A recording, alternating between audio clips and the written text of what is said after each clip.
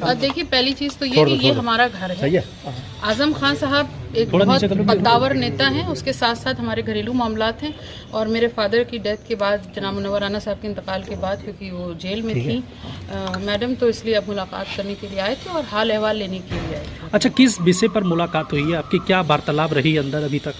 वार्तालाप में सबसे पहला मुद्दा तो यही है कि आजम खान साहब पर ये जो बिना किसी आधार के जो मुकदमे किए गए हैं और किस तरीके से उनको प्रताड़ित किया जा रहा है, जाहिर सी बात है उस पर चर्चा हुई। किस तरीके से जेल में एक महिला को परेशान किया गया, किस तरीके से उनकी प्रताड़ना की गई, उस पर चर्चा हुई है। और जाहिर सी बात है कि आगे किस तरीके से, क्योंकि इस बार चुनाव जो हुए थे उसमें एक अच्छा प्रदर्शन किया समाजवादी पार्टी ने, उसको लेकर के भी खुशी जाहिर की है तज़ीन फातिमा जी ने, और ये खुशी जताई है और उम्मीद जताई है कि 2027 में यकीनी तौर पर सरकार बनेगी। अच्छा, बीते दिनों पहले आजम खान साहब के जो तंजीन फातिमा जी के नाम है हमसफ़र रिसोर्ट, उसकी बाउंड्री वॉल को प्रशासन के द्वारा गिराया गया है, तो आप उसको किस नज़र से देखती हैं? देखिए, बिल्कुल ये तो आज का नहीं है। इन्होंने जब से एक अधिकारी के ऊपर कंधे पर बंदूक रख करके चलाया है, निशाना लगाया है, और खान साहब को और उनके जो इतना बड़ा इदारा जो उन्होंने ऐतिहासिक इदारा बनाया है पढ़ाई के लिए, बच्चों के मुस्तकबिल के लिए, उसको बर्बाद करने की कोशिश गई है, ये भी उसी कड़ी में है। जबकि दोनों की बाउंड्री वॉल्स अलग अलग हैं और उसको एक में दिखा के इनको तोड़ना, ये डिस्ट्रक्टिव सरकार है, ये डिस्ट्रक्शन कर सकती है, कंस्ट्रक्शन नहीं की। अच्छा, समाजवादी सांसद मौलाना मुहिबुल्लाह जो हैं वो आजम खान के खिलाफ नजर आ रहे हैं, कहीं उनका साथ देते हुए नजर नहीं आ रहे, उसको किस नजरिए से देखते हैं? मैं बहुत एक लाइन में इस बात को स्पष्ट कर दूं कि जो शाखें जड़ों के साथ बगावत करती हैं वो बहुत दिन तक हरी नहीं रहती, उनका सूख जाना तय है। अच्छा, आजम खान के जो मुखालिफ हैं उनके साथ बहुत ज्यादा नजर आ रहे हैं, उनके मशवरे भी लेते हुए नजर आ रहे हैं, सोशल मीडिया पे बहुत एक्टिव दिख रहे हैं। क्या लगता है कि आजम खान की सियासत को और ख़त्म करने की मौलाना साहब कोशिश करेंगे? देखिए, इस बात की बड़ी खुशी थी कि मौलाना साहब, इमाम साहब को समाजवादी पार्टी ने टिकट दिया और वो सांसद बनकर के आए, ये उनके लिए बड़े एजाज़ की भी बात है। लेकिन इस तरीके की बयानबाजी से बचना चाहिए। यकीनी तौर पर आजम खान साहब इस समाजवादी पार्टी के फाउंडर हैं और उनके लिए इस तरीके की टिप्पणी करना, मुझे लगता है हम सबको बचना चाहिए। अच्छा, सुमैया जी, एक अलग मकाम है, उस मकाम को पहुंचना किसी के लिए भी, मैं कहती हूँ, नामुमकिन। सुमैया जी, आजम खान साहब समाजवादी पार्टी के कद्दावर नेता हैं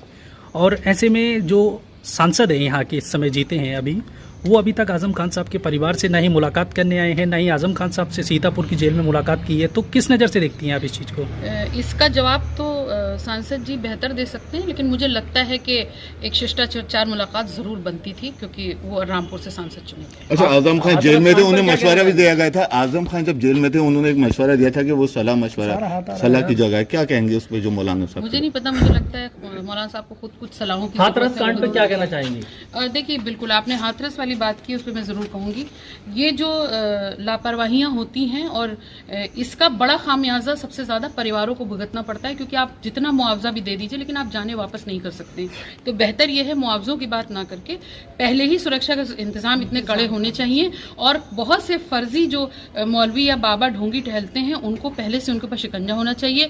LIU की नज़र मेरी जैसी एक महिला पर रहती है कि मुझसे कौन मिलने आ रहा है, मैं किससे मिलने जा रही हूँ, लेकिन इस तरीके के ढोंगी बाबाओं के ऊपर नज़र नहीं रहती है कि वो कब कहाँ पे भीड़ इकट्ठा करके और इस तरह की स्टैम्पीड करवा दे और उससे तमाम जाने चली जाएंगी। ये मेरा आह्वान है सरकारों से कि आम लोगों के ऊपर LIU बैठाते सबसे पहले LIU को सेट करना चाहिए कि इस तरीके की बाबाओं, इस तरह के हादसे ना हो। सरकार को क्या कदम उठाना चाहिए? मैंने बताया कि LIU सेट करे कि इस तरीके बाबाओं का पता लगा के और वो कहाँ कब कौन सा आयोजन बड़ा करने जा रहे हैं उस पर सख्ती की जानी चाहिए, और एक लिमिट तय होनी चाहिए, और लिमिट अगर तय है पहले से तो उसका इम्प्लीमेंटेशन कैसे होगा, इस पर भी सरकार की जिम्मेदारी। बाबा का नाम FIR में नहीं है, सेवादार का नाम है, उस पर क्या कहना चाहेंगे? देखिए, मैंने तो कहा ये सरकार है, इसके हाथ में पावर है, ये अपने मशीनरी का, तंत्रों का इस्तेमाल करके कब किसको अपराधी बना दें, कब किसको बेगुनाह साबित कर दें, ये इनको खेल अच्छी तरीके से आता है, लेकिन इसका खामियाजा मासूम, गरीब, मजलूम जनता पर। सुमैया जी, जो बाबाओं को टिकट दिया जाता है पॉलिटिकल पार्टी, उसमें क्या कहना चाहेंगी?